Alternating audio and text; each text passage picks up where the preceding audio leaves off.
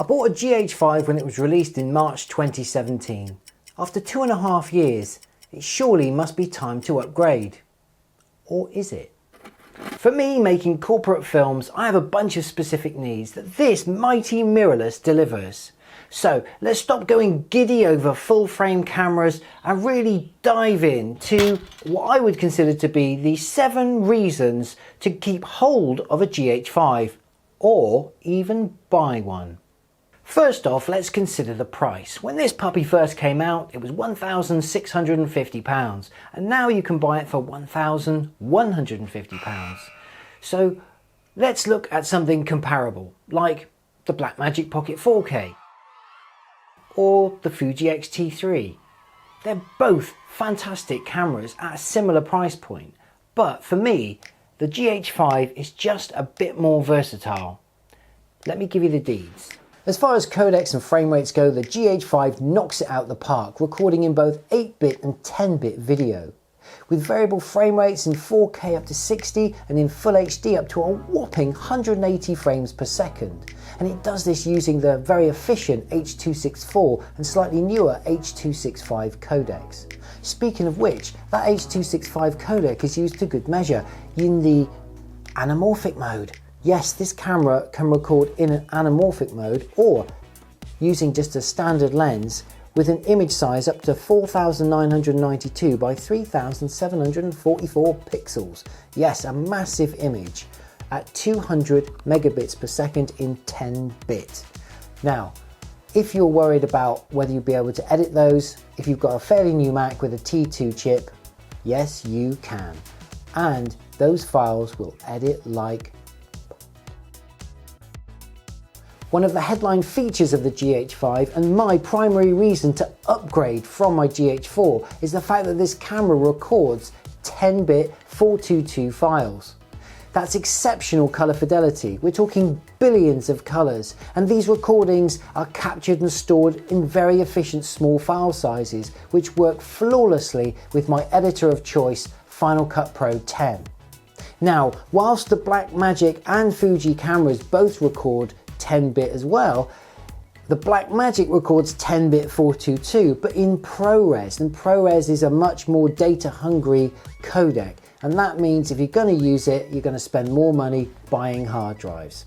So as such, I think the GH5 is always a bit more tempting to use because it's just more efficient. Now, in fairness to the Blackmagic camera, that does record very small files using the Blackmagic RAW codec. However, that isn't currently supported by Final Cut Pro. But if you are interested in that Blackmagic RAW codec, I've done a little tutorial which you'll find in the description below. Anyway, back to this video. Let's talk batteries. As far as battery life goes, the GH5 is a bit of a legend. It does between 90 minutes and 2 hours on a battery, and if you whack on a battery grip and stick another one in there, it can pretty much keep you going constantly for about half a day. So even if you're an absolute mad for it event shooter, you can probably get by on 2 pairs of batteries, which is pretty awesome. Now in the firmware, they also made battery gauging a bit easier by adding another bar to their battery status. I found that actually helped quite a bit. It doesn't have USB charging, which newer cameras do have, but overall the power consumption of this camera is very good. As I cheekily mentioned in my codec section, the GH5 does a kind of 6K anamorphic, which is great if you've got an anamorphic lens. However, if you're a mere mortal and you've got normal lenses, you can still use the 6K mode. However, it actually records the full sensor, which is 4:3. It's a 4/3 sensor, that makes sense. And so you get something that's just under 5,000 by 4,000 pixels in resolution. And it's brilliant if you're doing something like an exterior of a building, a landscape, you're doing an interview with 2 people and you've just got to get them both in shot. It just gives you the most amount of room. If you whack that footage onto a 4K timeline, then you've got a good 1,000 pixels, top, bottom, left and right kind of thing to wiggle it around. As long as you frame up nicely, it should really help you out. As I mentioned, it's got a micro four thirds sensor and of course a micro four thirds mount, and that makes the GH5 very adaptable when it comes to using lenses. So if you've come from Canon or Nikon, or you want to stick a PL lens on this, or even micro four thirds glass, then you're in. It's absolutely amazing when it comes to its adaptability. You can also use things called speed boosters on the GH5. There's a cheap version called a Viltrox, it's about 200 quid, and there's also a Metabones adapter, which is the sort of gold standard of adapters. With those you can pop things like the Sigma 18-35 on. If you've ever been on a GH5 forum, people will be waxing lyrical about that lens. It is fantastic. So as far as the mount goes, total win. Okay, we're up to number 6 now. 6. Is that even a finger? Is that finger broken? Look at it. That's never... Oh my... I think it's the angle. I'm sure it was straighter when I started out this. I'm going to put that one away. For all you smooth operators out there, here's number 6. Because number 6 is I.B.I.S. And if there's one thing that this camera does very well is stabilization. Inside this camera, the micro four thirds sensor is stabilized. You can turn it on and off. If you're going on a gimbal, you might want it off.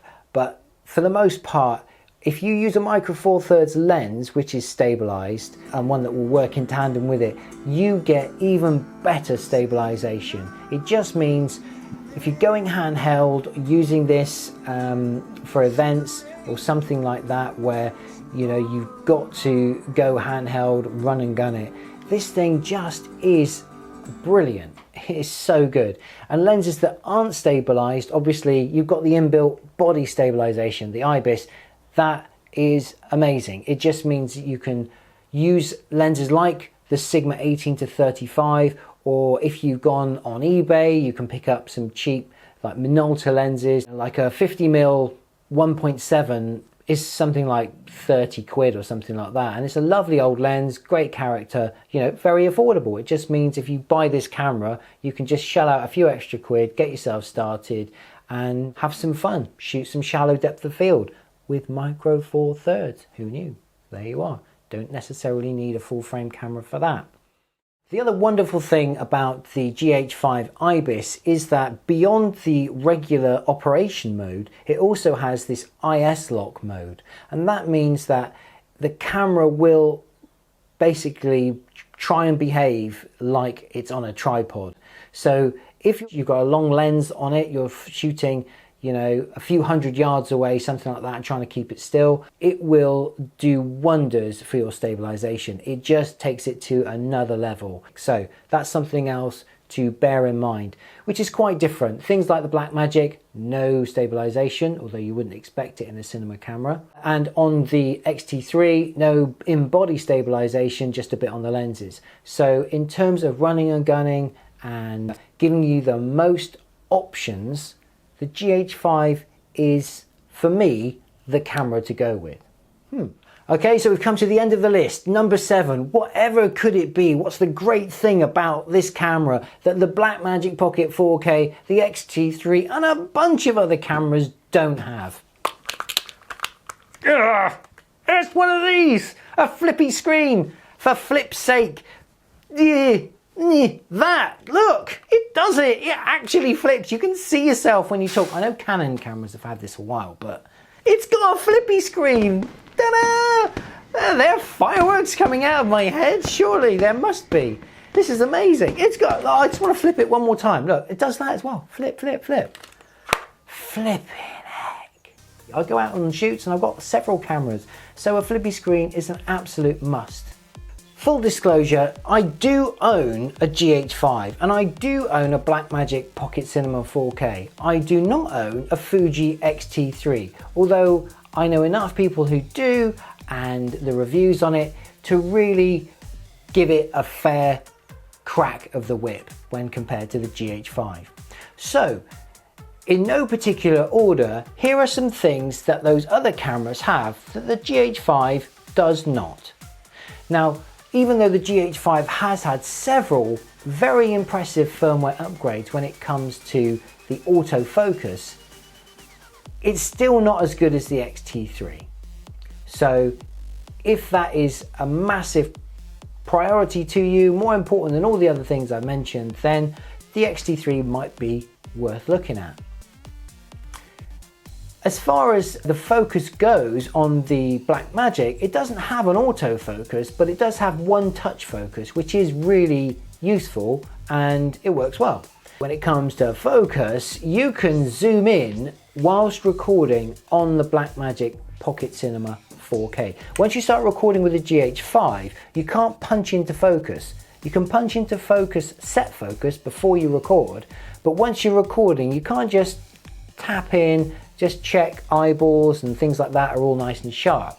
Whereas on the Blackmagic, you can literally double tap and pinch and go in 8 times and see all that lovely detail.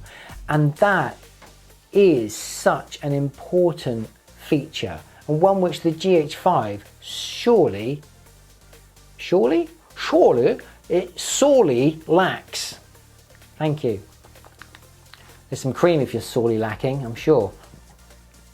Last but not least, let's get into low light video. Now the GH5 is by no means a low light camera. It does alright, like a lot of other professional cameras. At 1600 ISO, you should be able to get a nice clean image out of this. This is a camera that's designed to be used primarily with lights, and as such, do that. But if you don't have that benefit all the time and you want to eke out a bit more out of this camera, I'd suggest getting a Speedbooster. Either the Metabones or the Viltrox will turn a nice little lens like this 17-50 f2.8 into a 24-70 f2. And I know over the last couple of years that extra stop of light has really helped me out on a few shoots. Now, besides this GH5, the Blackmagic will give you a decent image at about 2000 ISO, and 3200 to 4000 you might get lucky with a bit of noise reduction, and you know, that's about as high as that one will go. Now, I haven't used an X-T3, however, that Jordan Drake and I'm Patrick T, here's what they've got to say about the X-T3 in low light. And from what I've seen myself online from Steve Huff and people like that, I think the X-T3 probably pips the other two cameras. You can probably get cleaner images at 3200 and 4000, and I think at kind of 6400 the X-T3 is kind of where that starts to flag. So what about me? What about actual usage of the GH5? Well, since March 2017 this has been on every single shoot and it hasn't let me down. It's been very good indeed. Reliable was the word I was looking for. It's been really reliable. Okay, I know I said 7 things, but in the inimitable words of Steve Jobs, here's one more thing. The GH5 has an XLR unit that goes on top, and it's particularly good because it has 2 XLR ins, it doesn't require any extra power, and that just means this camera can be very low profile, and you know, nobody's going to bat an eyelid with you using this. Or if you want to just put the battery grip and the XLR module on top, then this thing, you know, can basically get into beast mode. You can shoot 4K 60 with it, there's no crop, you've got plenty of runtime, you've got quality audio. As long as you've got some lighting, you will be absolutely golden. This thing just delivers and delivers. And for me, that's why I've kept hold of this Micro Four Thirds camera. I mean, I don't think even after 2 years that I've completely utilized all of the functionality, yet I've still got so far with it. So that's good. It's got longevity. It's been reliable and it's got longevity. How about that? So that's it. I'd love to hear what you think about the GH5 and any experiences with it. I've just had a blast and I just had to pick it up and tell you guys what I think, because so much at the moment is all focused around full frame, and full frame cameras are awesome.